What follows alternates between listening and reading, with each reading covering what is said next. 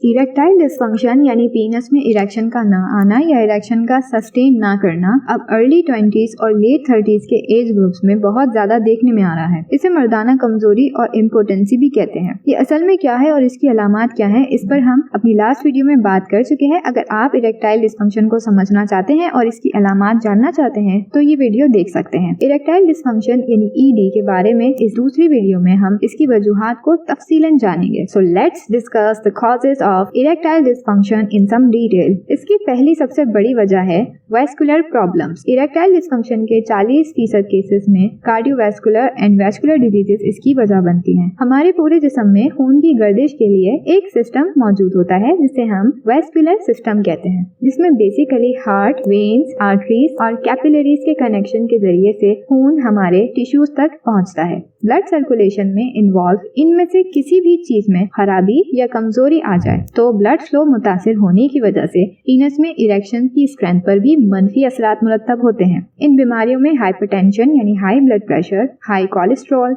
Atherosclerosis और मुख्तलिफ heart diseases शामिल हैं। इरेक्टाइल डिस्फंक्शन की दूसरी बड़ी वजह डायबिटीज है और ऐसे मरीजों में 30% केसेस में डायबिटीज असल वजह होती है, खास तौर पर डायबिटीज टाइप 2 जो शुगर के पेशेंट्स में 80% केसेस को होती है। 50% डायबिटिक मेल्स को किसी न किसी सूरत उम्र के किसी न किसी हिस्से में इरेक्टाइल डिस्फंक्शन का सामना करना पड़ता है। अज़ूर खास में प्रॉपर इरेक्शन होने के लिए मेल की healthy blood vessels, healthy nerve, male hormone testosterone की सही मिकदार और जिनसी ख्वाहिशात का पैदा होना जरूरी होता है। शुगर ब्लड वेसल्स को और नर्व्स को जो पीनस की इरेक्शन को कंट्रोल करती हैं उन्हें डैमेज करती है। इसलिए डायबिटिक मेल्स जिनमें टेस्टोस्टेरोन नॉर्मल हो और सेक्स करने की ख्वाहिश भी हो, इसके बावजूद भी वो फर्म एंड स्ट्रॉन्ग इरेक्शन को अचीव नहीं कर पाते हैं। डायबिटिक मेल में वक्त के साथ इरेक्टाइल डिस्फंक्शन का रिस्क बढ़ता जाता है और अमूमन नॉन डायबिटिक मेल के मुकाबले ये लोग बढ़ती उम्र के बायस उनसे 10 साल या 15 साल पहले ही इस आर्ज़े में मुब्तला हो जाते हैं। तीसरी बड़ी वजह है मेडिकेशन। कुछ अद्वियात का इस्तेमाल भी इसकी वजह हो सकती है। 15% केसेस में मेडिकेशन से इरेक्टाइल डिस्फंक्शन का मसला जन्म लेता है, जिनमें हाइपरटेंशन यानी हाई ब्लड प्रेशर की मेडिसिन जो काफी देर से इस्तेमाल की जा रही हो या डिप्रेशन के मरीजों को दिए जाने वाली मेडिसिन शामिल होती हैं। ये वो ग्रुप ऑफ मेडिसिन हैं जो इरेक्टाइल फंक्शन को डिस्टर्ब कर सकती हैं, जिनमें mainly anti hypertensives, anti androgens, alpha reductase inhibitors, agonist या antagonist, psychiatric drugs such as anti depressants, anti psychotic, tranquilizers वगैरह शामिल हैं। और छठे नंबर पर दिल की बीमारियों में दी जाने वाली कुछ मेडिसिन भी हो सकती हैं। इसकी चौथी बड़ी वजह है neurological problems. Neurogenic erectile dysfunction के केसेस तकरीबन 6% के करीब होते हैं जो नर्वस सिस्टम में खराबी के बायस सामने आते हैं। इसमें पीनस के मसल्स को और इरेक्शन को कंट्रोल करने वाली नर्व्स का फंक्शन डिस्टर्ब होने से इरेक्शन नहीं हो पाती है।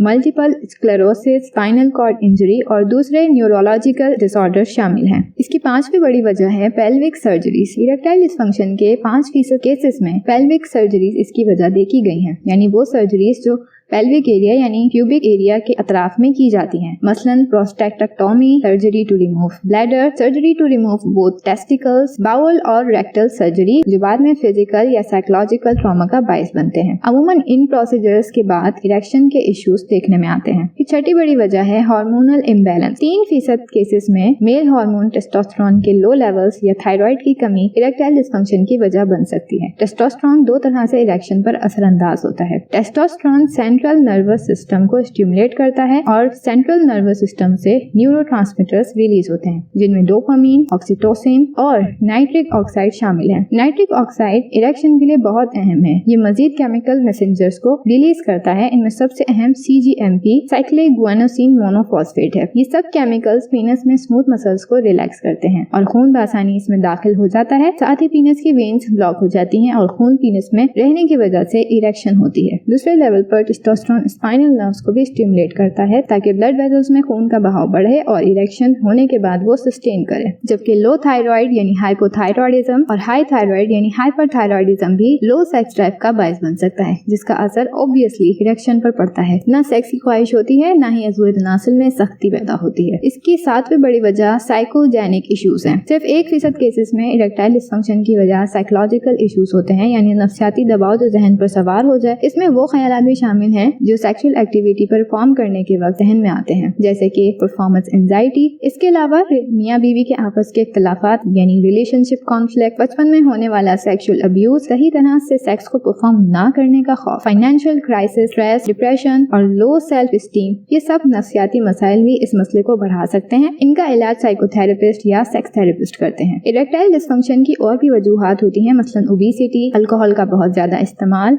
अदर ड्रग अब्यूज और इनएक्टिव लाइफस्टाइल, और सबसे इम्पोर्टेंट अनहेल्दी डाइट है। अगर आपको इस तरह की कोई शिकायत हो तो यूरोलॉजिस्ट के पास जाइए। वो बेहतर तरीके से अंडरलाइन कॉज को डायग्नोज करने के लिए आपसे सवालात के जरिए हिस्ट्री लेते हैं। कुछ लोगों को पिनाइल डॉपलर टेस्ट, जिसमें अल्ट्रासाउंड की मदद से पिनाइल रीजन को एग्जामिन किया जाता है ताकि ये यकीन हो जाए कि कोई नर्व या वेन डैमेज नहीं हुई है जिसकी वजह से ये मसला हो सकता है। ये टेस्ट खास तौर पर यंग मेल्स को ऑफर किया जाता है जिन्हें प्यूबिक एरिया में किसी ट्रॉमा के बाद या वैसे ही अचानक ये शिकायत हो जाती है। इस टेस्ट से आर्टरियोवेनियस फिस्टुला को भी देखा जा सकता है जो एक एबनॉर्मेलिटी है। इस कंडीशन में आर्टरी और वेन में कनेक्शन बन जाता है जिसके जरिए खून डायरेक्टली आर्टरी से वेन में दाखिल होने लगता है। अगर किसी ट्रॉमा की वजह से पीनस में इरेक्शन का मसला हो तो कुछ रेयर केसेस में सर्जरी की जरूरत पड़ सकती है। इसकी वजूहात जो भी हों, लाइफस्टाइल चेंजेस इसके इलाज में सबसे अहम है, खास तौर पर डाइटरी चेंजेस और फिजिकल एक्टिविटी। डाइट में क्या चेंजेस लेकर आनी है और लाइफस्टाइल मॉडिफिकेशन के जरिए इरेक्टाइल डिस्फंक्शन से कैसे बचा जा सकता है, इस टॉपिक को भी तफसील के साथ अगली वीडियो में डिस्कस करेंगे ताकि वो लोग जो अभी तक इसका शिकार नहीं हुए आइंदा भी इससे बच सकें और जो इस प्रॉब्लम को फेस कर रहे हैं वो ये जान सकें कि इसमें इम्प्रूवमेंट कैसे लेकर आ सकते हैं। तो डॉक्टर जमीला रियाज को सब्सक्राइब करें और बेल आइकन भी प्रेस करें ताकि अगली वीडियो मिस ना हो। ये वीडियो अच्छी लगी हो तो इसे लाइक जरूर कीजिए।